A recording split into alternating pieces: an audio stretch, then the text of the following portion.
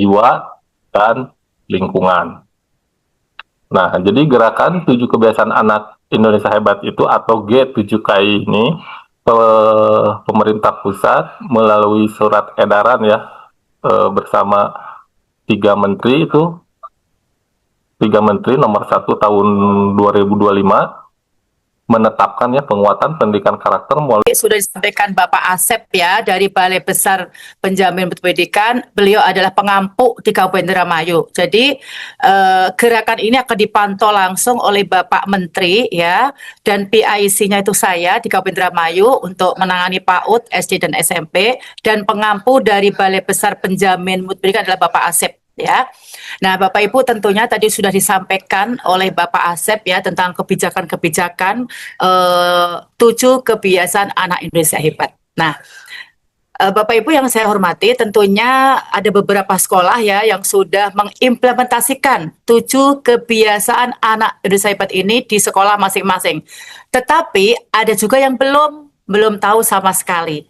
Oleh sebab itu, melalui kegiatan ini ya, Bapak Ibu nanti silahkan selesai kegiatan ini diimbaskan kembali kepada semua guru di satuan masing-masing. Jadi sebelum Juli itu semua guru sudah memahami bagaimana penerapan 7 kebiasaan anak Indonesia Hebat ini di lingkungan satuan pendidikan di sekolah ibu masing-masing. Nah, Bu Ayu lanjut. Yang slide 2, Bu Ayu. Nah, Bapak Ibu, tadi sudah Pak Asep sampaikan bahwa kenapa sih 3 kementerian ini meluncurkan 7 kebiasaan anak Indonesia hebat. Nah, yang pertama, Bapak Ibu tahu tentunya di sini tuh Indonesia ini sudah banyak generasi stroberi atau generasi instan. Apa itu? Generasi instan adalah generasi muda yang memiliki karakteristik seperti kreativitas dan nilai estetika tinggi, tetapi dianggap kurang tangguh menghadapi tantangan atau tekanan. Jadi memang kreatif, tapi ketika anak ini mendapat tantangan, mendapat rintangan, dia itu tidak tahan banting istilahnya ya, tidak tahan banting istilahnya. Kemudian obesitas di Indonesia ini ya, kenapa? Karena mungkin Bapak Ibu juga tahu ya, contoh misalnya anak-anak muda sekarang ya, pada mager ya, apalagi kalau udah dengerin musik, scroll-scroll KDM, scroll-scroll WA, YouTube, TikTok, itu mereka udah mager ya, makan juga sambil di kasur, GrabFood, dan lain sebagainya. Nah itu, jadi di antara yang kena obesitas ini usia 13-15 tahun, itu sampai 21,8%. Nah, kemudian judi online nih Bapak Ibu ya, marak sekali judi online ya. Kemarin sudah saya sampaikan juga sampai sekian miliar tuh judi online tuh. Ini sangat memprihatinkan dan kebanyakan juga dari para pelajar atau mahasiswa yang terjerat dalam praktek judi online ini. Kemudian gangguan mental. Nah, sekitar 1 dari 3 remaja di Indonesia ini mengalami gangguan mental. Ya. Kemudian gangguan kecemasan, depresi atau ADHD. Selain itu juga kecanduan gadget ya Bapak Ibu ya. Sekitar 31,4% remaja di Indonesia ya, terutama di Jakarta ini mengalami kecanduan internet. Nah, itu kan sangat mengerikan Bapak Ibu ya. Kemudian remaja putri nih, dari 10 remaja putri itu kecanduan main game online. Sebenarnya sih tidak hanya Jakarta Bapak Ibu ya, di Indramayu juga banyak nih generasi muda, anak-anak SD, SMP, SMA, bahkan anak TK juga sudah banyak yang kecanduan gadget ini. Kemudian pornografi nih Bapak Ibu, sekitar 66% anak-anak di Indonesia telah terpapar konten pornografi daring. Saya pernah berkunjung di beberapa SD itu, anak-anak suka melihat ya tadi gambar-gambar pornografi gitu ya, tanpa diketahui oleh guru atau orang tua. Bahkan ada yang mengupload ya, gambar-gambar porno itu ke media. Dan ada juga anak SD itu dia berciuman itu sudah tidak malu gitu loh, diupload di Facebook gitu. Nah itu kan sangat mengerikan ya Bapak Ibu ya, sangat prihatin gitu. belum nanti narkoba Bapak Ibu. Tahun 2021 sekitar 4,8 juta orang Indonesia ya, usia 15 hingga 65 tahun itu pernah menggunakan narkoba ya. Kemudian belum globalisasi dan budaya asing ya, kemudian krisis moral dan etika, kemiskinan, kelimpahan sosial dan keteladanan ini ya. Nah, ini semua yang mendorong kenapa 7 kebiasaan anak Indonesia Hebat ini digerakkan, dimunculkan oleh 3 kementerian sekaligus. Oke, Bu Ayu lanjut. Nah, di Zoom lagi Bu Ayu. Bapak Ibu yang saya hormati, tadi dalam rangka mensukseskan 7 kebiasaan anak Indonesia Hebat tentunya ya, program pembinaan peserta didik ya oleh Ditjen PDM. Yang pertama tadi sudah Pak Asep sampaikan, yaitu usaha kesehatan sekolah atau UKS. Nah, tujuannya apa? Yaitu meningkatnya kapasitas dan peran tim pembina dan tim pelaksana UKS di sekolah masing-masing. Kemudian meningkatnya kesehatan sekolah dan kesehatan peserta didik. Nah, kemudian yang kedua adalah ini gerakan 7 kebiasaan anak Indonesia Hebat. Ya, tujuannya adalah terlaksananya 7 kebiasaan anak Indonesia Hebat ini pada peserta didik dalam kehidupan sehari-hari.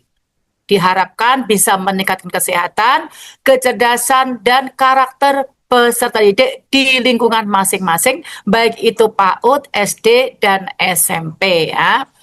Nah, selain itu nanti panduan ekstrakurikuler Bapak Ibu ya, nanti ekstrakurikulernya itu diolah lagi sehingga 7 kebiasaan ini bisa masuk dan bisa mendukung program ekstrakurikuler ini. Kemudian sekolah aman, nyaman, dan menggembirakan. Ini sudah terbentuknya tim TPPKS Bapak Ibu ya. Alhamdulillah di Indramayu sudah 100%, hampir semua sekolah, mungkin hanya 4 sekolah kemarin yang belum upload SKT TPKS ya. Jadi kemarin itu 98, sekian persen. Nanti diharapkan masih ada 4 sekolah yang belum upload SK TPPKS.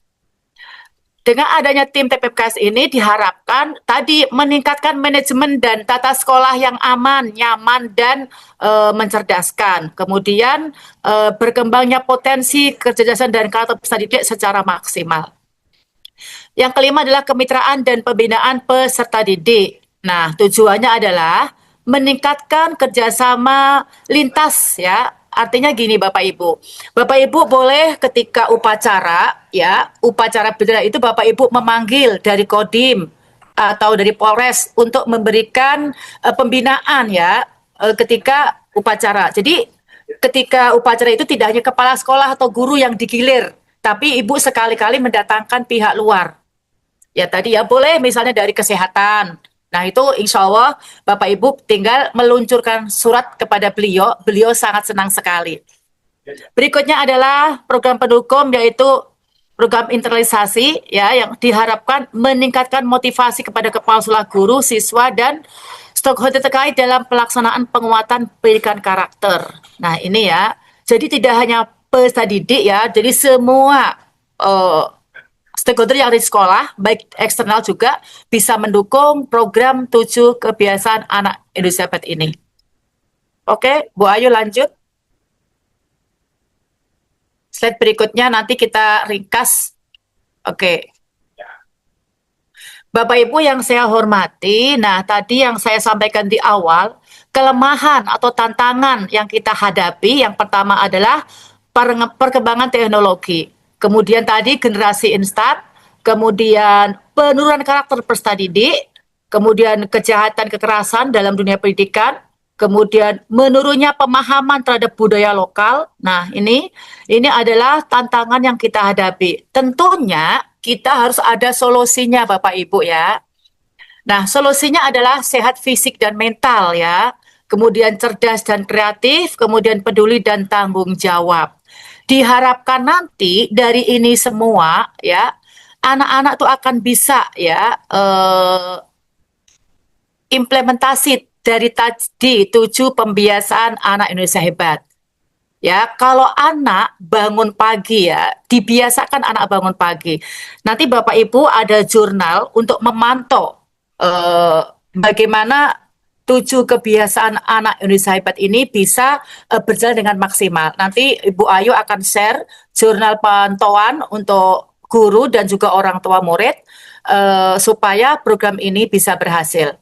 Nah, kemudian anak-anak Bapak Ibu nanti Bapak Ibu bisa membedakan anak yang sudah biasa atau kita sendiri gitu Bapak Ibu ya. Kita kalau sudah bangun pagi itu kan badan seger ya, paling enggak kalau enggak bisa jam 3 ya setengah 4 ya kita bangun pagi, kemudian mandi ya enggak, kemudian kita ambil wudhu, kemudian kita sholat tobat, sholat tahajud, sholat hajat, ditutup dengan sholat witir, Masya Allah. Kemudian sebelum adzan kita tadarus Al-Quran ya. Itu bangun pagi kemudian beribadah. Nah, ditekankan nih untuk anak-anak SMP atau SD juga bisa Bu, tahajud ya nak 2 rakaat. Nah, atau paling enggak sholat wajib tidak ditinggalkan ya. Bapak Ibu saya sedih sekali, saya berkunjung di beberapa sekolah, itu anak kelas 4, kelas 2 udah pada merokok. Ya, sedih. Ada lagi anak-anak yang tidak sholat, hampir rata-rata. Ya, oleh sebab itu, Bapak Ibu Kepala Sekolah, mohon nanti tugaskan guru agama untuk membuat absen sholat 5 waktu. Itu utamakan itu dulu Bapak Ibu. Karena saya nangis Bu, saya nangis di lapangan itu ketika mendengar hampir semua anak satu sekolah itu nggak sholat. Sedih kan Bapak Ibu ya. Nah, oleh sebab itu saya berharap dengan adanya program 7 kebiasaan anak Indonesia hebat ini, anak-anak untuk dilatih. Mungkin pertama-tama terpaksa, lama-lama akan menjadi sebuah pembiasaan positif. Tidak hanya di sekolah Bapak Ibu, tapi di lingkungan rumah masing-masing. Setelah anak-anak beribadah, ya kan tadi bangun pagi, kalau misalnya nggak bisa setengah 4, setengah 5, setengah jam sebelum subuh dibangunin sama orang tua, diajak ke musola, diajak ke masjid terdekat, ya kan? Kemudian diajak ngaji, disemak yang punya hafalan Quran ya. Kemudian setelah itu berolahraga. Dibiasakan anak-anak kalau tidak berolahraga naik sepeda jalan di sekitar rumah, membantu orang tua, contohnya menyapu, cuci piring, itu sama berolahraga. Jadi dibiasakan anak-anak untuk membantu pekerjaan orang tua yang ringan-ringan.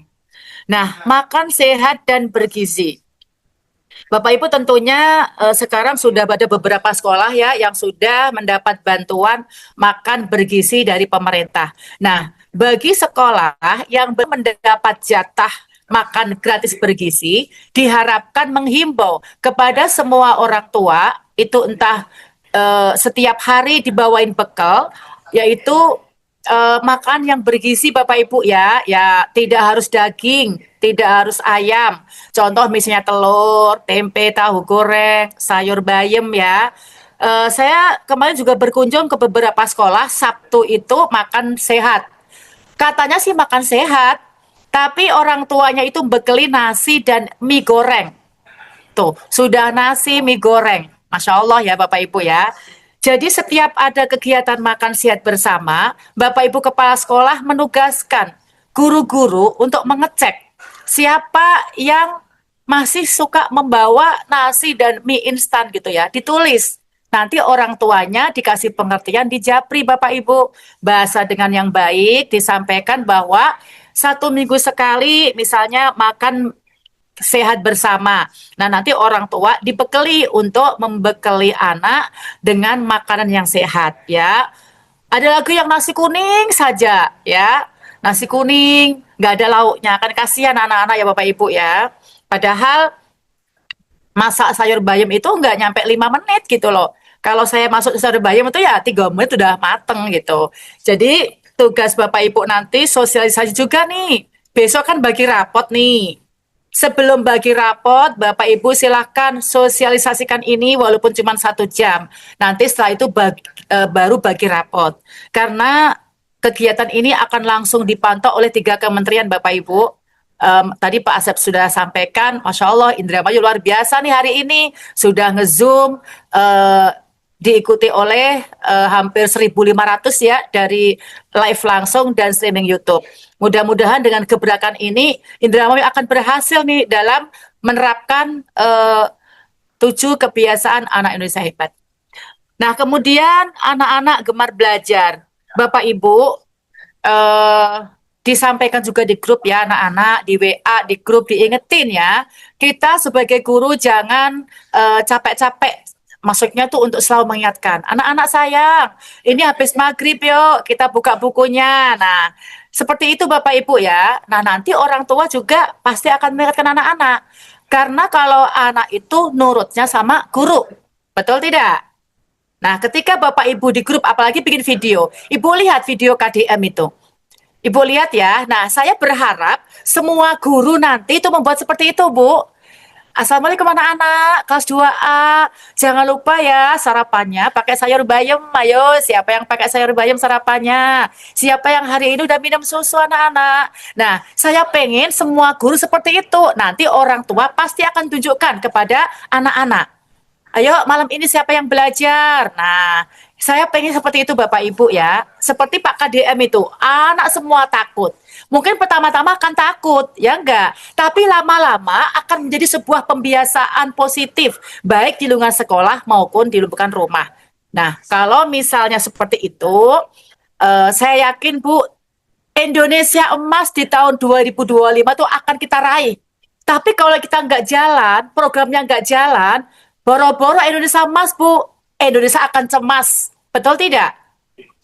Nah, itu Bapak Ibu ya. Kemudian bermasyarakat. Ajak anak kita bermasyarakat. Kalau hari Minggu nih Bu, mumpung liburan, ajak anak-anak ke SC, olahraga bareng, ngobrol bareng ya. Diajak ngobrol, ditanya anak-anak tuh ya. Kemudian kalau ibu ada temennya, anak suruh bermain, ya diajak interaksi dengan tetangga, dengan teman-teman ibu. Jangan sampai, saya sering Bu kalau makan bareng di SC tuh. Itu ada keluarga, 4 keluarga duduk Bu bareng. Itu dari duduk, pesen nasi, pesen lauk, itu semua main WA. Bapaknya main WA, game online, ibunya WA-an, anaknya game online. Sampai nasi datang, itu nggak ada interaksi antara orang tua dan anak, Bu. Sambil makan pun main game online. Itu sangat menyedihkan, Bapak Ibu. Sering ya, mungkin Bapak Ibu melihat fenomena seperti itu. Nah, saya berharap nanti Bapak Ibu silahkan sampaikan kepada kedua orang tua. Pembelajaran sekolah berhasil itu pasti tentunya dukungan dari orang tua murid. Betul tidak Bapak Ibu? Nah, itu. Kemudian tidur cepat. Nah, dibiasakan anak-anak ya maksimal jam 9 sudah tidur. Jangan sampai melebihi jam 9 Bapak Ibu ya. Nanti saya berharap Bapak Ibu bisa membuat aturan di sekolah masing-masing untuk anak-anak baik PAUD, SD, SMP jam 9 sudah tidur ya. Supaya nanti Ibu bikin aturan ya, nanti supaya Ibu share di grup itu orang tua akan menjalankan kegiatan itu. Lanjut Bu Ayu. Baik. Nah, Bapak Ibu tadi juga disampaikan Pak Asep bahwa penanaman pendidikan karakter tidak harus melalui berbagai macam teori, ya kan? Membangun pembiasaan yang dengan pembiasaan itu akan terbangun sebuah kebiasaan, tuh kan? Membangun pembiasaan yang dengan pembiasaan itu akan terbangun kebiasaan. Dari kebiasaan terbentuk kepribadian dan kepribadian terbangun berhadapan. Itu yang diharapkan oleh pemerintah di era sekarang ini. Nah, Bapak Ibu yang saya hormati, generasi Indonesia hebat seharusnya menjadi generasi yang tidak hanya mampu beradaptasi, tapi dengan perubahannya. Maksudnya tidak hanya bisa beradaptasi nih, tapi mampu ya, mampu menentukan perubahan, generasi yang memiliki visi jauh ke depan untuk memajukan bangsa dan negara. Nah, saya berharap dengan kegiatan ini, 7 kebiasaan anak Indonesia hebat ini, Indramayu khususnya, kualitas pendidikan Indramayu akan lebih baik lagi ya, seperti Asta-cita Presiden Prabowo dan Wapres Gibran, yaitu memperkuat pembangunan sumber daya manusia sains, teknologi, pendidikan, kesehatan, prestasi, olahraga, kemudian kesetaraan gender, serta penguatan peran perempuan, pemuda, dan penyandang disabilitas. Nah, itu Bapak Ibu ya. Oke, lanjut Bu Ayu, kita akan percepat, nanti kita akan perbanyak tanya jawab ya. Bapak Ibu yang saya hormati, di sini 8 dimensi profil lulusan. Kalau kemarin itu 6 profil pelajar Pancasila ya, sekarang ditambah 8. Ya, sekarang bukan lagi profil pelajar Pancasila ya, tapi 8 dimensi profil lulusan. Diharapkan nanti endingnya ini Bapak Ibu ya. Oke, di sini pengembangan materi 8 dimensi ya. Nanti Bapak Ibu akan dikasih materi oleh Bapak pengawas ya tentang deep learning ya. Nanti apa sih deep learning itu gitu kan? Nanti Bapak Ibu akan atau nanti sebelum dari Bapak pengawas akan sosialisasi, Bapak Ibu bisa lihat di channel YouTube. Banyak sekali pembelajaran deep learning sudah di-up di YouTube. Bapak Ibu bisa belajar dari YouTube-YouTube yang sudah beredar supaya nanti di Juli itu Ibu bisa langsung terapkan kepada anak-anak. Di sini Bapak Ibu, yang kedua adalah kampanye above the line. Nah, di sini Bapak Ibu untuk nanti sekolah-sekolah membuat konten ya, produksi konten. Supaya nanti kegiatan ini berhasil, diharapkan nanti sekolah membuat konten. Misalnya anak bangun pagi, nanti orang tuanya suruh videoin. Misalnya senam, ya 5 menit sebelum pembelajaran senam dulu. Pokoknya setiap kegiatan silakan Bapak Ibu dokumentasikan. Ya, nih aktivasi media sosial, kampanye melalui media lagu, film, komik dan lain-lain. Nah, Bapak Ibu yang saya hormati, diharapkan nanti Bapak Ibu semua kegiatan 7 kebiasaan anak Indonesia hebat ini Bapak Ibu silakan di-up di media massa. Karena 85% media massa itu beritanya nggak baik, Bu. Jadi ketika Bapak Ibu nanti sebarkan 7 kebiasaan anak seperti ini, nanti media hoax itu akan hilang dengan sendirinya. Ya, jadi 80% ini media massa itu beritanya sudah nggak baik untuk pendidikan. Oleh sebab itu, saya mengajak semua satuan pendidikan, semua kegiatan silakan di-up. Bagaimana caranya? Bapak Ibu silakan dibagi. Contoh, Ibu punya 6 guru. Guru kelas 6 bagian Facebook, upload kegiatan 7 kebiasaan anak Indonesia hebat. Guru kelas 5 silakan upload tentang GSS. Guru kelas 3 silakan upload tentang apa. Nah, Bapak Ibu bagi-bagi. Jadi semua media itu ada penanggung jawabnya. Ya. Jadi diharapkan semua satuan pendidikan itu memiliki YouTube, TikTok, dan kemudian IG untuk mengupload semua kegiatan supaya berita-berita yang tidak baik itu akan hilang dengan sendirinya. Lanjut, Bu Ayu. Oke. Bapak Ibu, ini ada 8 dimensi profil lulusan ya. Hampir sama dengan profil pelajar Pancasila ya. Yang pertama adalah keimanan dan ketakwaan terhadap Tuhan Yang Maha Esa. Yang kedua adalah kemandirian. Yang ketiga adalah kewargaan. Nah, ini yang keempat yang beda Bapak Ibu. Kalau di profil pelajar Pancasila itu tidak ada kesehatan. Nah, di 8 dimensi profil lulusan ini ada kesehatan. Kemudian yang kelima, penalaran kritis ya, sama dengan kemarin ya. Kemudian kreativitas, kolaborasi. Nah, ini sama 8 nih, komunikasi. Nah, diharapkan nanti anak-anak ini ya, ini nih Bu, endingnya nih, 8 dimensi profil lulusan. Oke, lanjut Bu Ayu. 5 menit lagi ya, nanti kita banyakin tanya jawab.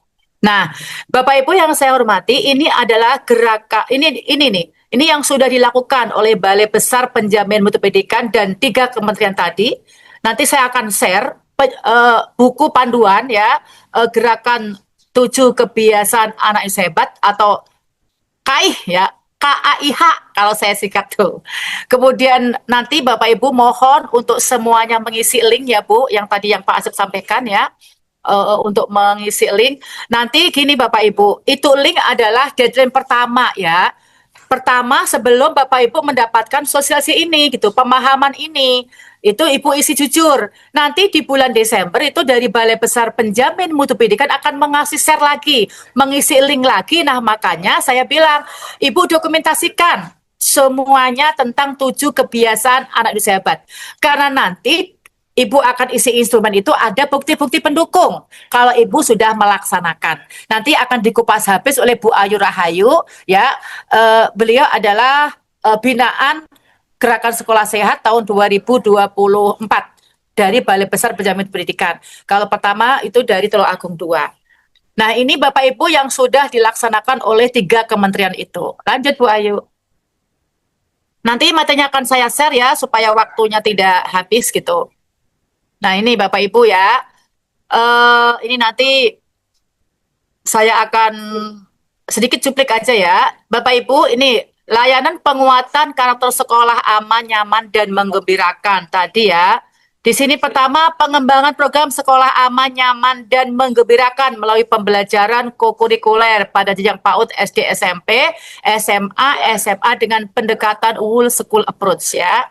Kemudian pengembangan materi dalam bentuk e-learning di rumah pendidikan dan peningkatan kapasitas guru jenjang PAUD sampai SMA. Kemudian nanti ada tadi advokasi ke UPT dan pemerintah daerah tentang program sekolah aman nyaman. Nanti ada evaluasi, monitoring, dan juga advokasi dari Balai Besar Penjamin Pendidikan. Sosialisasi dan pelatihan luring. Nah, ini ya Bapak Ibu, kita sudah sosialisasi ya. Kemudian menyusun panduan literasi digital.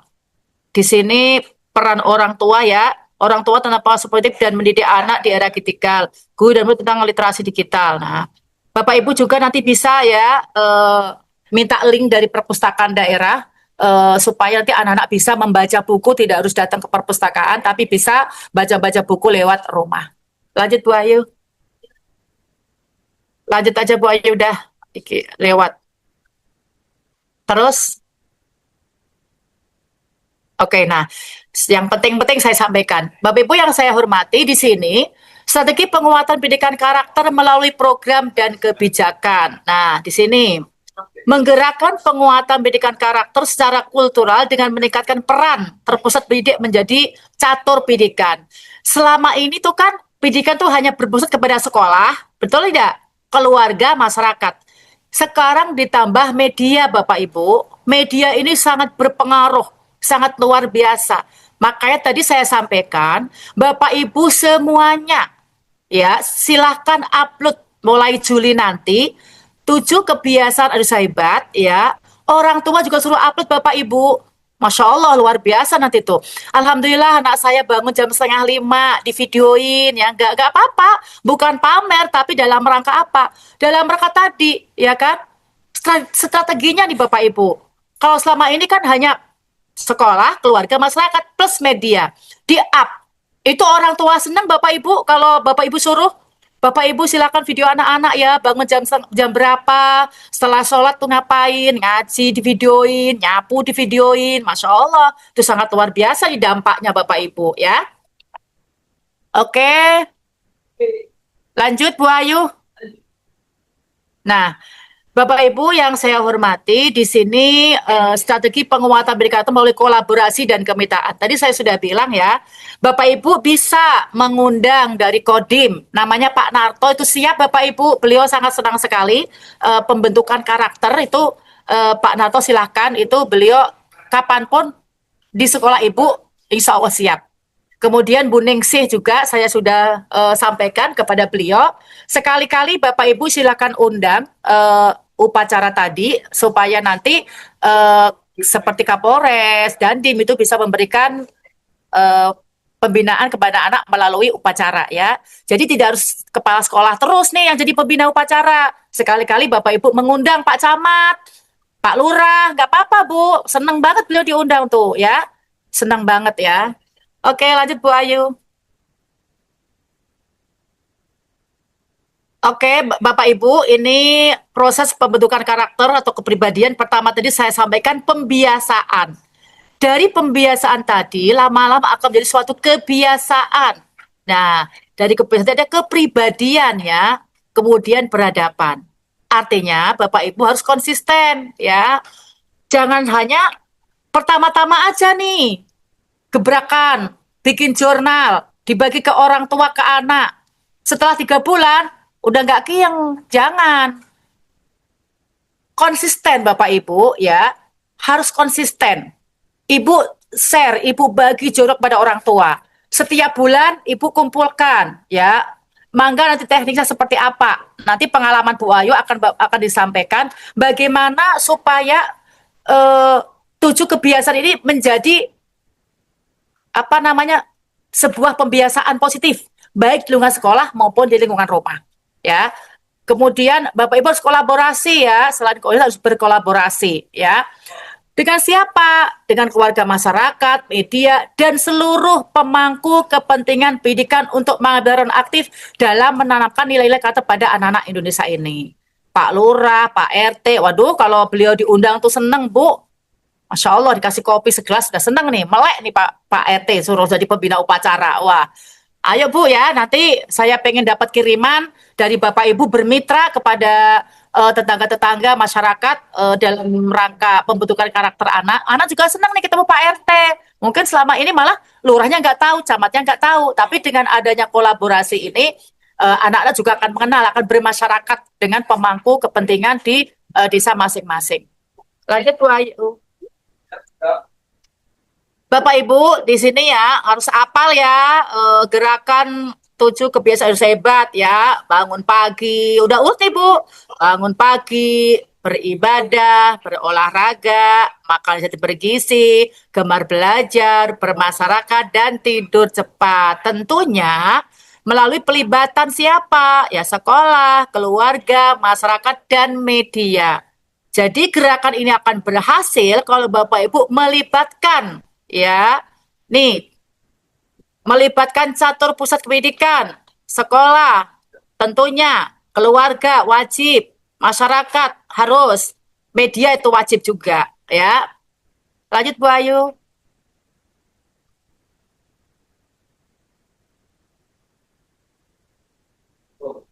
Yo? Oke. Nah, Bapak Ibu, karena waktunya ini kita harus bagi-bagi, saya cukup 30 menit ya. Nanti Bu Ayu 30 menit, nanti kita akan perbanyak. Apresiasi dan penghargaan ini motivasi ibadah sebagai kebutuhan. Jadi untuk jurnal pemantauan juga kami ada ya, kisah religius ini biasanya kita berkolaborasi dengan guru PAI, dongeng dan tokoh inspiratif. Rutinitas harian menjadi bagian keseharian yang tadi Bu Haji yang sudah pagi-pagi sudah mengaji, sholawat, terusnya ada zikir harian juga. Peran orang tua, teladan, bimbingan dan keterlibatan aktif. Pentingnya kebiasaan beribadah inti memperkuat spiritual dan nilai moral, membersihkan hati, meningkatkan kesehatan mental dan karakter. Ibadah bukan sekedar ritual tetapi berdampak pada perilaku sehari-hari. Peran gurunya tadi sama sebagai teladan. Jadi ketika siswanya sholat duha itu juga didampingi oleh gurunya. Ketika siswa membaca Al-Quran, mengaji, gurunya juga ikut mengaji dan bersama-sama dengan guru dan siswa gitu Bu Haji setiap pagi itu. Terus pembimbingan menjelaskan manfaat ibadah dengan cara menyenangkan sebagai motivator dan juga evaluator. Terus peran satuan pendidikannya itu juga sekolah kami itu memiliki aturan doa bersama. Terus kegiatan pagi dari sholat duha, sholawat dan lain-lain itu ada secara tertulisnya, tata tertib atau kebijakan atau kesepakatan bersama secara tertulis. Edukasi dan sosialisasi, narasumber, poster, lomba keagamaan. Jadi kami secara dalam 1 tahun itu mengadakan kegiatan-kegiatan keagamaan dan kami mengundang ustadz atau ustazah dari luar sekolah gitu Bu Haji. Sarana dan prasarana fasilitas ibadah yang mudah diakses ini sudah kami miliki. Terus yang selanjutnya adalah berolahraga, aktivitas fisik untuk kebugaran, kesehatan, dan kualitas hidup. Kami juga memiliki kegiatan berolahraga itu diawali dengan senam di hari Sabtu dan juga pada saat olahraga. Jadi anak-anak itu ada jam olahraganya. Jadi jam olahraga itu diawali dengan senam bersama dipimpin oleh guru PJOK. Manfaat berolahraga adalah menjaga kesehatan fisik dan mendukung kesehatan mental, menjaga kebugaran tubuh, meningkatkan potensi diri baik secara fisik, mental maupun sosial, meningkatkan nilai sportivitas. Cara penerapannya, kebiasaan berolahraga ini di sekolah edukasi pentingnya olahraga, aktivitas fisik. Jadi di kelas juga kami mengadakan ketika di sela-sela jam itu kami melaksanakan peregangan, Bu Haji, di mana kami adalah sekolah binaan gerakan sekolah sehat. Jadi ada peregangan di sela-sela pembelajaran itu dan juga dilakukan oleh setiap kelas. Terus senam pagi atau olahraga mingguan yang tadi yang sudah kami paparkan bahwa setiap anak jam olahraga, jam PJOK ada senam 7 kebiasaan anak Indonesia hebat dan juga di hari Sabtu untuk mingguannya. Aktivitas fisik dan dalam pembelajaran yang tadi Bu Haji. Di rumah dan di masyarakat ini penerapannya olahraga keluarga, ekstrakurikuler olahraga, lomba olahraga. Lomba olahraga biasanya dilaksanakan ketika ada event-event seperti 17 Agustus atau porak gitu Waji, Bapak Ibu semuanya. Terus ekstrakurikuler olahraga juga kami ada kemarin diadakan badminton, renang dan lain-lain. Terus pentingnya kebiasaan berolahraga ini menjaga kesehatan fisik dan mendukung kesehatan mental, menjaga kebugaran tubuh, meningkatkan potensi diri baik secara fisik, mental maupun sosial, meningkatkan nilai sportivitas. Peran gurunya sama sebagai teladan, jadi ketika muridnya senam, gurunya juga ikut senam. Muridnya berlari, gurunya juga ikut berlari. Jadi menjadi teladan bahwa olahraga itu penting untuk kita bersama. Pembimbing dan juga motivator serta evaluator. Serta kebijakan satuan pendidikannya, peran satuan pendidikannya ada kebijakan senam pagi itu ada jadwal rutinnya, sistem penghargaan, kerjasama dengan orang tua, edukasi, sosialisasi, kompetisi olahraga, terus media publikasi. Kami sudah memiliki Instagram, Facebook, dan juga YouTube sekolah. Jadi setiap kegiatan kami share di 3 media sosial itu. Sarana dan prasarana, fasilitas olahraga di sekolah kami juga sudah 80% memadai gitu Bu Haji. Jadi kami kayak yang bola dan lain sebagainya itu sudah kami penuhi. Selanjutnya makan sehat dan bergizi. Pola makan teratur dengan nutrisi lengkap dan seimbang mendukung kesehatan fisik dan mental. Di sekolah kami ada peraturan bahwa anak tidak boleh makan mie tidak lebih dari 1 bulan hanya 1 kali buat Bapak Ibu. Jadi memang ada peraturan di tiap kelas, guru-guru menyampaikan kepada orang tua melalui grup WhatsApp dan juga kepada siswa di kelasnya bahwa makan mie itu tidak boleh setiap hari, tapi dibatasi oleh sekolah 1 bulan 1 kali. Walaupun ya memang kami melihat anak-anak suka ngumpet-ngumpet gitu, Bapak Ibu suka makan mie karena memang kami pernah melakukan tanya jawab gitu. Kenapa sih suka makan mie gitu? Karena katanya rasanya enak banget, apalagi anak kami itu seneng yang pedes-pedes, jadi sering jajan mie yang level-level pedes gitu. Jadi kami pernah bertanya tentang itu dan kami mengkomunikasikan dengan orang tuanya. Ketika kita panggil untuk sosialisasi makan sehat dan bergizi itu, orang tua sudah kami edukasi bahwa ketika 1 minggu sekali membawa makan, karena kami belum mendapatkan makan bergizi MBG dari pemerintah, sehingga kami mengadakan ada jadwal yaitu makan sehat bersama dalam 1 bulan itu 1 kali sampai 2 kali. Itu kami sudah memberitahu orang tuanya bahwa ketika makan sehat di sekolah tidak boleh membawakan nasi dengan mie gitu atau dengan nugget gitu, tapi dengan sayuran, buah, dan dicontohkan oleh gurunya dari gambar-gambar gitu melalui WhatsApp grup paguyuban. Manfaatnya makan sehat itu menjaga kesehatan fisik sebagai investasi jangka panjang, memaksimalkan potensi tubuh dan pikiran, menjaga tubuh tetap sehat sebagai tanggung jawab individu, meningkatkan kemandirian. Penerapannya tadi pemanfaatan manfaat, edukasi di sekolah kami sudah melakukan bukan hanya kepada siswa tapi juga kepada orang tua siswa. Terus peran orang tua sudah kami bekerja sama gitu ketika membawakan bekal ke sekolah tidak boleh makanan yang cepat saji atau kayak mie instan seperti itu. Peran masyarakat demo masak bersama. Kemarin kami melaksanakan panen karya P5 itu juga bermitra dengan orang tua di mana ada demo masak dan juga nanti kewirausahaan. Jadi masakan dengan mamahnya itu dijual oleh teman sekelasnya gitu, Bu Haji. Jadi kami ada kegiatan seperti itu. Ini kegiatan seperti ini dilakukan 1 tahun 1 kali di akhir tahun ajaran. Kunjungan ke kebun buah dan sayur atau sayur ini memang kami belum melaksanakan, tapi kami memiliki program jalur jalan-jalan ke alun-alun rakyat itu kemarin Bu Haji. Terus kantin sehat di sekolah, alhamdulillah kantin kami terawasi oleh dinas puskesmas. Setiap triwulanan kami melaporkan dan juga dari puskesmas itu melaksanakan sosialisasi. Dan informasi kemarin juga pada saat hari Senin tanggal 23 dari pihak puskesmas sudah melaksanakan sosialisasi pola hidup PHBS, perilaku hidup bersih dan sehat. Dan setiap kegiatan yang kami lakukan di sekolah sudah kami share di Instagram sekolah. Seperti itu. Jadi ada publikasi pada media sosial. Pentingnya kebiasaan makan sehat ini mungkin yang seperti ini kita skip aja ya Bu Haji mengingat waktu gitu. Peran gurunya sama, teladan, pembimbing, motivator dan evaluator.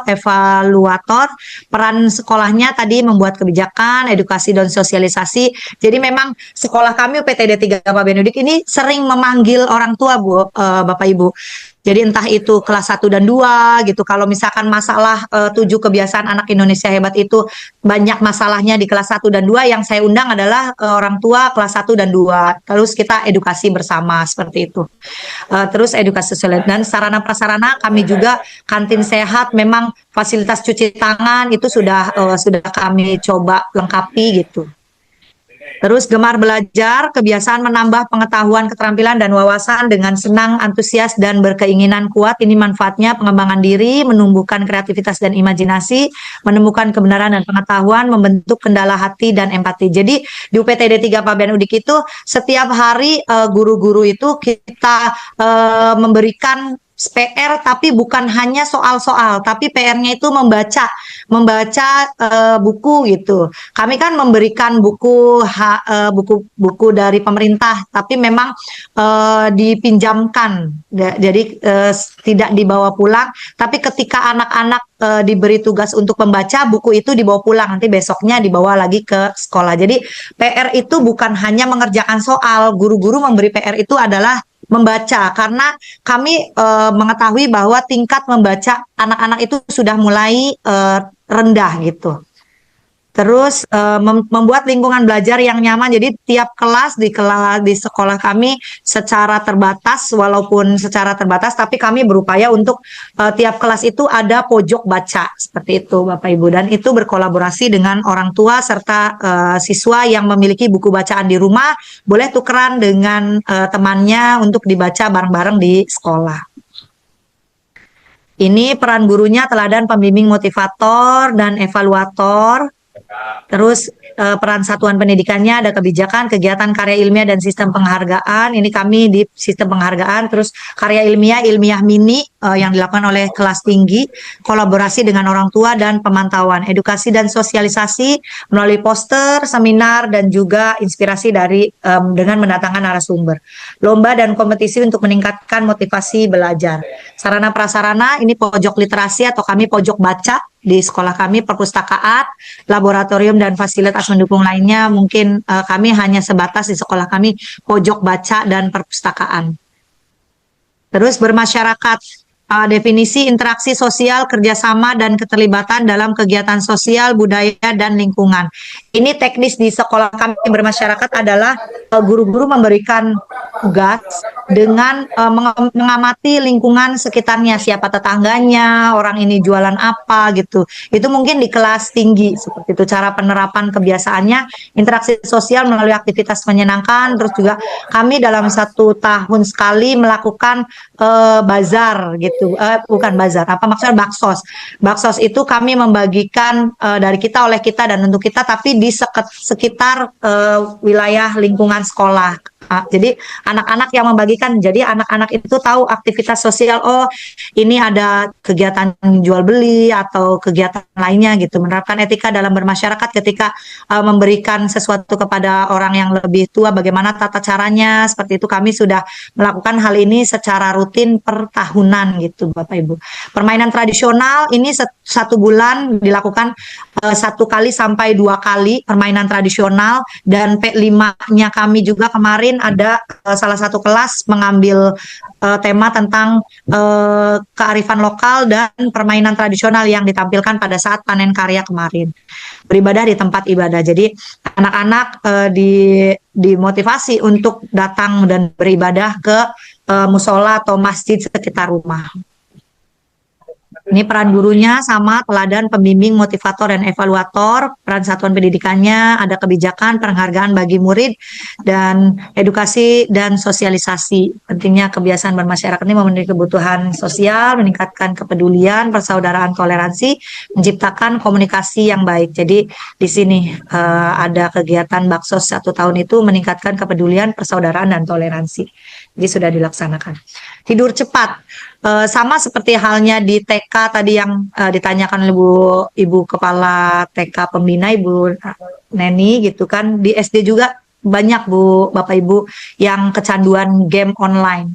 Jadi tidur cepat ini kami sampaikan langsung kepada orang tuanya, dan juga ada pembatasan memberikan handphone. Kalau di saya gitu, di sekolah saya, di sekolah kami PTD 3 Pamenudik itu orang tua murid itu sudah ada yang kami catat bahwa siapa-siapa yang memiliki handphone dan siapa-siapa yang tidak memiliki handphone. Ketika anak-anak yang memiliki handphone itu hanya sebatas 1 jam diberi waktu, hanya 1 hari hanya 2 jam bermain handphone, dan itu sudah kami sosialisasikan. Kebiasaan tidur tepat waktu dan tidak larut malam disesuaikan dengan kebutuhan ideal waktu tidur anak. Jadi kami punya semacam jurnal gitu.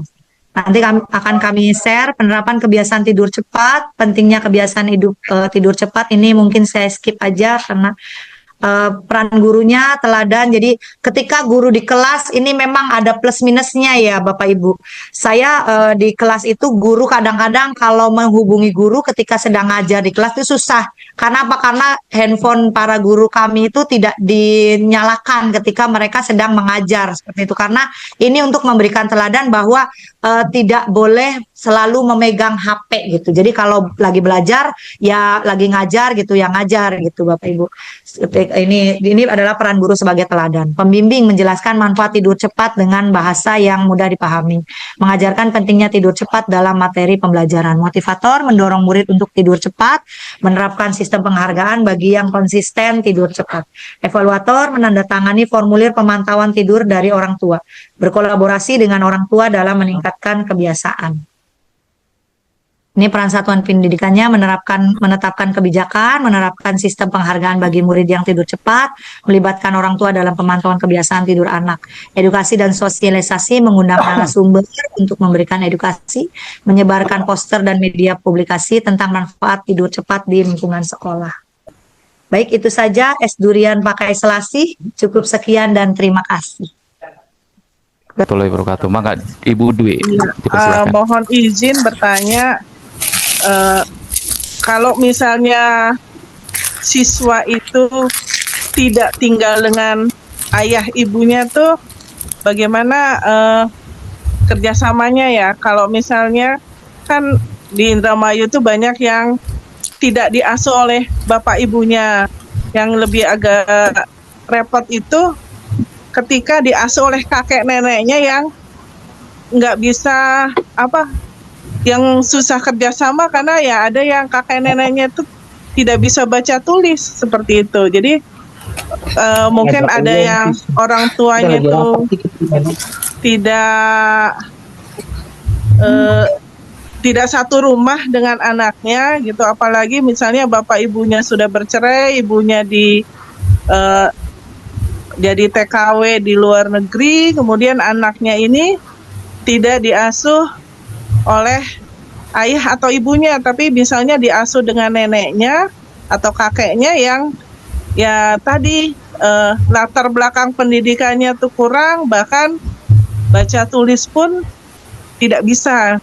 Bagaimana trik-trik atau kiat-kiatnya untuk bekerja sama dengan pihak wali murid yang seperti itu. Itu saja perkenalkan dari Baitamis Perdana. Ya, disampaikan terima kasih Ibu Dwi Julianti ya dari Iya, Perdana Bu ya, betul, dari SMP ya. Ya, Terima kasih dari tadi disampaikan bahwa bagaimana trik-triknya ketika anak itu jauh dari orang tua, ya artinya dititipkan kepada kakeknya ataupun neneknya, jadi seakan-akan mereka itu kurang rasa perhatian Bu ya, rasa kurang perhatian, dan bagaimana itu. Dipersilakan atau narasumber pertama ataupun yang kedua barangkali untuk menjawab pertanyaan dari Ibu Dwi Julianti. Dipersilakan. Ibu Ayu Oke, atau Ibu baik. Kasih? Mohon izin, Bu Kasih. Ibu Ayu, Boleh? ya dipersilakan Ibu Ayu. Boleh, Bu Ayu mangga. Ya, baik. Terima kasih banyak Ibu Dwi. Ini kita berbagi pengalaman saja ya Bu. Jadi di SD, kebetulan kalau Ibu SMP, kalau saya kan SD. Di SD 3 Pak Benudik juga ada beberapa anak yang tinggal dengan neneknya, dan memang neneknya itu keterbatasan tidak bisa membaca ataupun sudah maaf ya sudah sepuh sekali gitu ya Bu ya.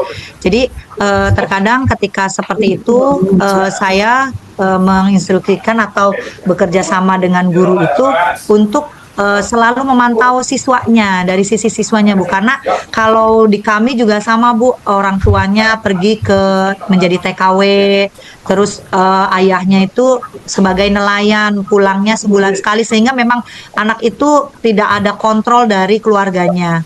Nah, kalau seperti itu kalau di kami mungkin perbedaannya, kalau di kami itu anaknya tuh sudah punya handphone gitu Bu, sudah punya handphone. Jadi guru itu selalu ke anaknya, ke siswanya langsung. Misalnya, Andi, awas ya tidurnya. Misalnya kelihatan kan itu Bu di handphone itu, saya ke guru itu ada ketika masih online gitu. Berarti kan anak itu jam sekian kok masih online gitu Bu. Terus juga yang paling ini, yang kadang-kadang anak itu memiliki grup yang tidak ada ibu gurunya Bu.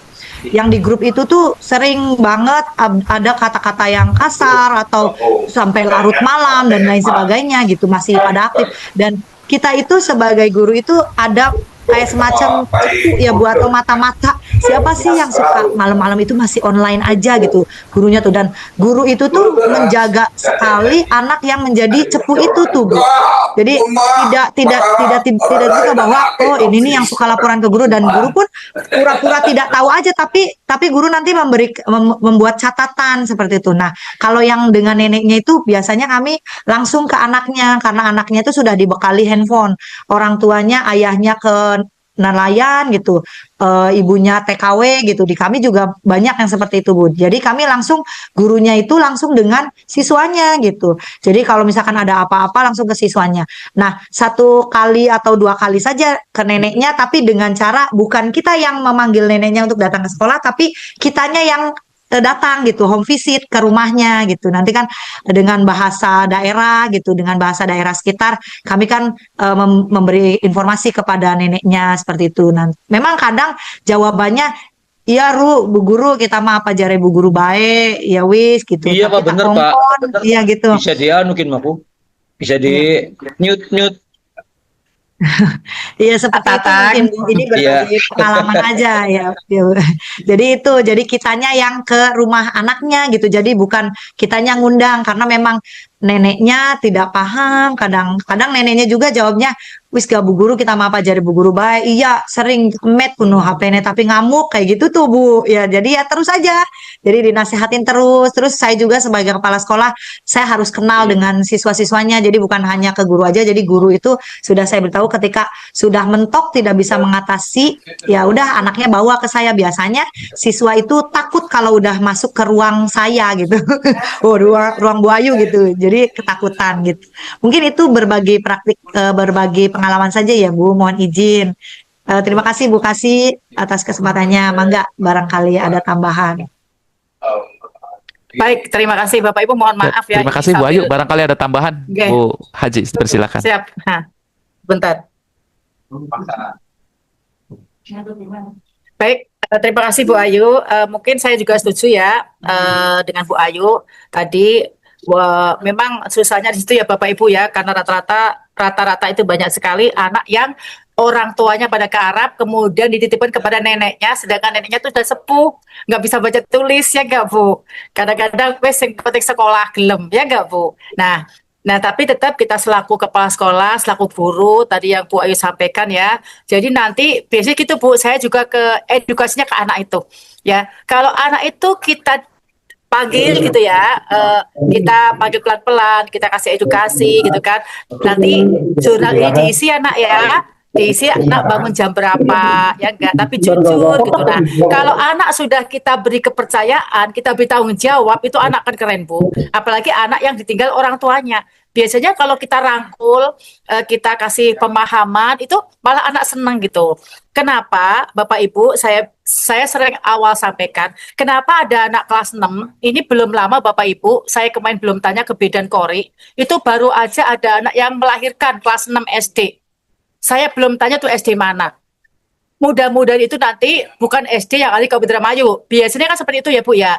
Misalnya dia SD-nya luar Indramayu, tapi pas melahirkan ke Indramayu. Nah, saya nanti mau berkunjung, saya dapat laporan bahwa 3 minggu yang lalu atau sebulan yang lalu itu ada anak SD kelas 6 yang melahirkan. Nah, itu apa sebabnya? Makanya saya bilang, Bapak Ibu, tolong, Bapak Ibu harus mulai sekarang mendata anak-anak yang ditinggal orang tuanya, yang hidup sama nenek kakeknya, Ibu data. Itu Ibu perlakukan, tolong. Tolong Ibu anak emaskan. Bukan berarti kita membeda-bedakan kan, tapi kita kasih perhatian yang lebih kepada anak-anak yang ditinggal orang tuanya. Supaya kejadian anak hamil itu tidak terjadi, Bapak Ibu. Ya, bahkan ada yang hamil dengan bapak tirinya juga, Bu. SD nih, Bu. Karena apa? Dia takut. Dia takut ngadu dengan gurunya. Makanya saya bilang, Bapak Ibu itu nggak usah muluk-muluk ngejar materi selesai. Udah. Sekarang Bapak Ibu akhlak anak utamakan, ya. Karakter anak Bapak Ibu utamakan. Jangan sampai Ibu kan gini, biasanya gini guru tuh ya. Ibu gembleng materi harus selesai, anak nggak bisa, Ibu marah. Udah Bu, udah sekarang itu udah zamannya nggak seperti itu. Sekarang guru bebas, guru merdeka. Apa yang Bapak Ibu sampaikan, yang penting tadi materi itu mendalam, dipahami anak sampai anak itu bisa mengimplementasikan dalam kehidupan sehari-hari. Nah, itu Bapak Ibu ya. Nah, oleh sebab itu ini tadi apabila ada kasus seperti tadi, silakan Bapak Ibu mulai sekarang saya mohon anak didata, anak-anak yang tidak ada orang tuanya, jangan sampai kejadian anak dihamili ayah tirinya, anak kelas 6 lahiran tuh jangan sampai terjadi ya Bapak Ibu ya. Mungkin kalau guru di kelasnya tuh have fun gitu loh, seneng gitu loh ke anak-anak, kemudian anak dianggap anak sendiri, sebagai teman, sebagai kawan, itu anak akan curhat Bu ketika mau diperkosa tuh, atau ketika mau digituin, ya. Ketika dia diraba-raba tuh dia udah lapor, Bu, saya tuh kemarin diraba-raba oleh ayah tiri saya. Bu, tolong dong ke rumah Bu, saya takut. Nah, kalau anak itu dengan gurunya tuh aman, nyaman, itu anak akan curhat kepada gurunya. Bagaimana anak mau curhat Bu? Contoh tadi, tinggal dengan orang tuanya, neneknya maaf, ibu bapaknya pergi, anak tinggal dengan nenek kakeknya udah tua, ya kan, sama bapak tiri apalagi, dia dipegang-pegang itu ya dia nggak berani ngelawan Bu, karena diancam, kejadian seperti itu. Tetapi kalau anak ini dengan gurunya have fun, jadi kayak teman guru tuh Bu, dia akan curhat, Bu, aku tuh semalam dipegang-pegang loh, ini aku sama papa aku gitu, sama ayah aku. Nah, itu kan udah kita deteksi dari awal Bu, nanti Ibu datang visit home, Ibu datang bagaimana supaya ini bisa terselamatkan. Ya, jadi sekarang tuh Bu, kasus bullying, kasus seksual tuh lagi marak Bu. Ya, karena tadi anak tidak nyaman di sekolah, anak tidak punya teman untuk curhat, ibunya nggak ada, bapak nggak ada, sama neneknya. Nah, itu ya Bapak Ibu ya. Jadi yang tadi pertanyaan tadi, silakan anak-anak dipanggil, yang khusus orang tuanya tidak ada, diberi pemahaman, nak, bangun jam berapa tulis, nanti habis bangun, sholat subuh ditulis jam berapa, mengaji berapa ayat. Nah, makannya pakai apa? Nasi kuning, tulis nasi kuning, sarapannya nggak apa-apa, ditulisnya dulu, nanti baru diberikan pemahaman pelan-pelan kepada anak. Mungkin itu jawaban tambahan dari Bu Ayu. Semoga Bapak Ibu belum puas dari jawaban kami. Terima kasih. Mangga lanjut Pak. Terima kasih Ibu Kasih yang sudah menambahkan tadi di pertanyaan yang kedua dari Ibu Dwi Julianti. Selanjutnya Bapak Udianto, dipersilakan Pak. Ya Bu, Pak, terima kasih. Saya dari PTD SDN 2 Arahan Kidul mau bertanya kepada Ibu Ayu dan Ibu Kasih. Pertama, saya salut dengan SDN 3 Pabenudik yang sudah tadi ada jurnal tentang menyampaikan 7 kebiasaan anak Indonesia hebat yang jujur. Info ini sebetulnya saya baru ini, nggak tahu teman-temannya. Tapi pada hakikatnya saya yakin sekolah-sekolah yang lain pun sudah melaksanakan apa yang sudah disampaikan Ibu Ayu. Hanya saja alangkah lebih hebatnya ketika Ibu tadi menyampaikan langsung yang sudah diterapkan di SD Ibu. Tapi ini juga sudah sangat luar biasa, saya sampaikan aplaus untuk Ibu Ayu.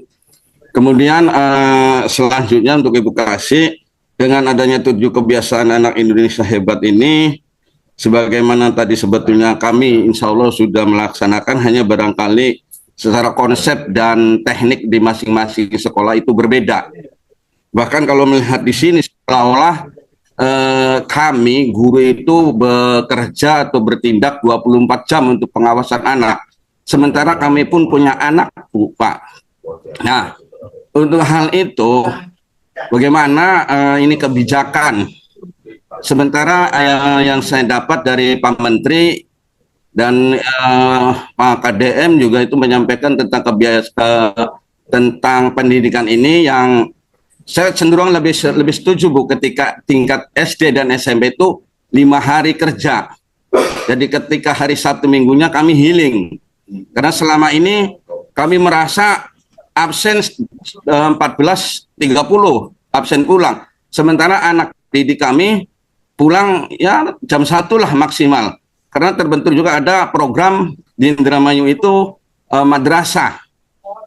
Nah, kemudian hal yang lain yang terus terang Bu, secara pribadi saya sedikit mengganjel lah. Ya, ketika siswa libur kami terus tetap absen masuk sesuai dengan kebiasaan. Nah, bagaimana kami healing dengan anak-anak kami gitu di rumah?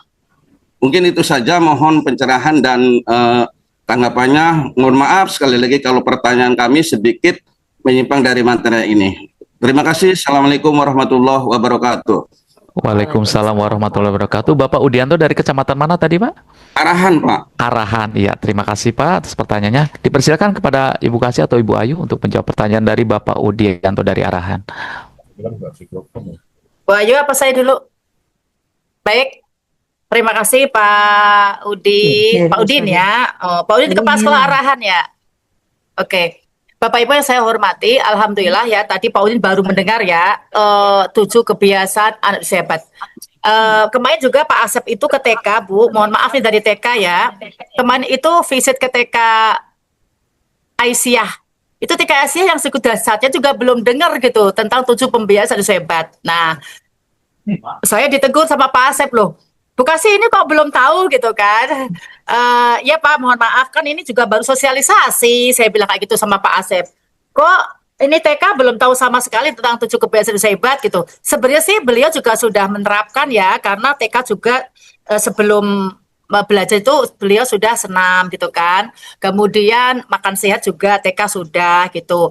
Sebenarnya itu semua sekolah sudah menerapkan ya, tapi tadi kata Pak Udin sampaikan bahwa belum sistemnya tuh ya, dokumen-dokumennya tuh belum diiniin ya gitu. Tadi saya sempat ditegur nih sama Pak Asep kemarin tuh ketika visit di TK.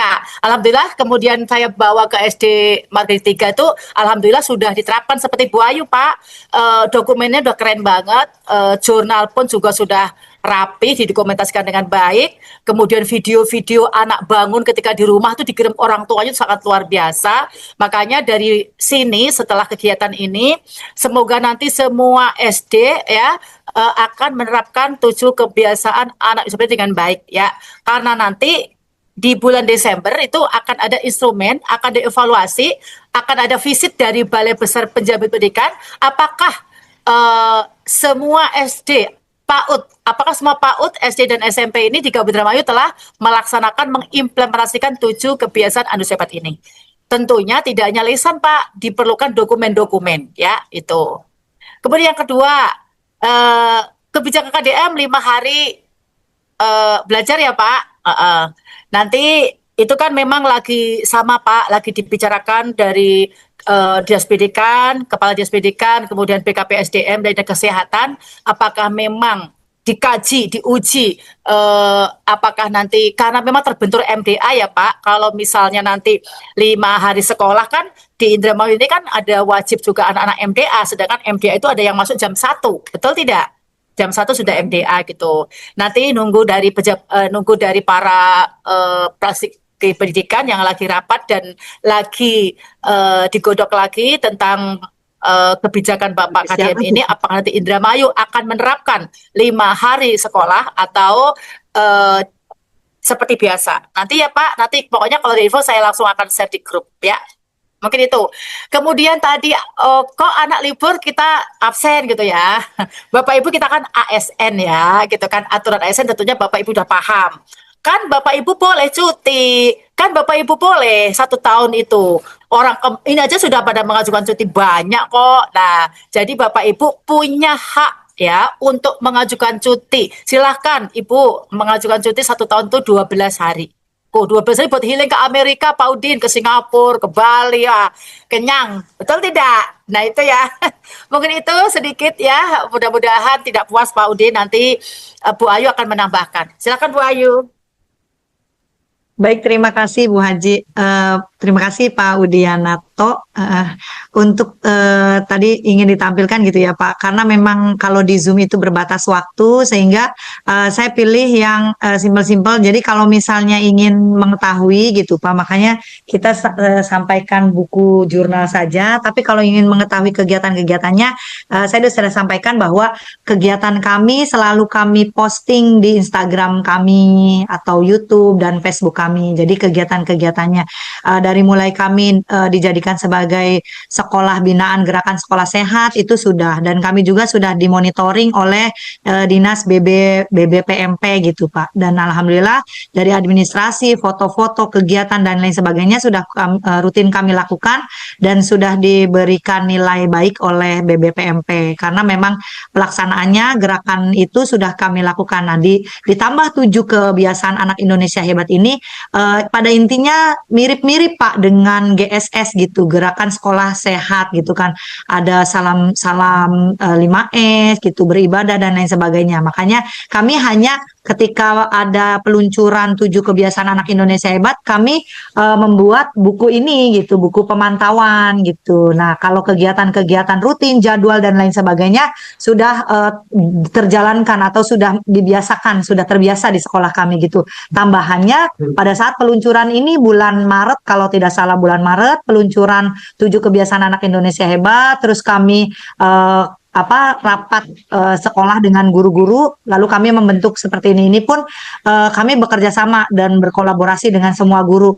Baiknya Bu membuat jurnal saja, jadi kami 3 hari sekali memantau anak bangunnya.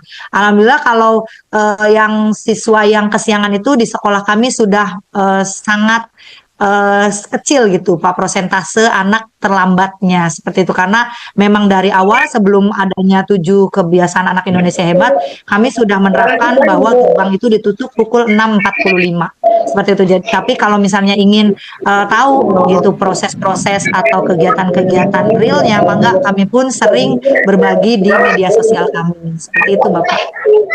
Jadi memang karena Zoom terbatas, jadi kami hanya ya sudah deh terbatas saja gitu slide-nya gitu Pak, gitu. Terima kasih Bapak. Nanti nggak apa-apa, nanti Bu Ayu bisa share semua kegiatan di grup ya. Makanya saya sampaikan sedikit. Anak Indonesia hebat. Tentunya saya Nanang Supriyatman selaku pemandu acara pada hari ini undur diri dan mohon maaf bila mana ada tutur bahasa yang kurang berkenan. Dan sekali lagi terkait dengan materi baik narasumber yang pertama ataupun yang kedua nanti akan kami share kepada grup Bapak Ibu semuanya.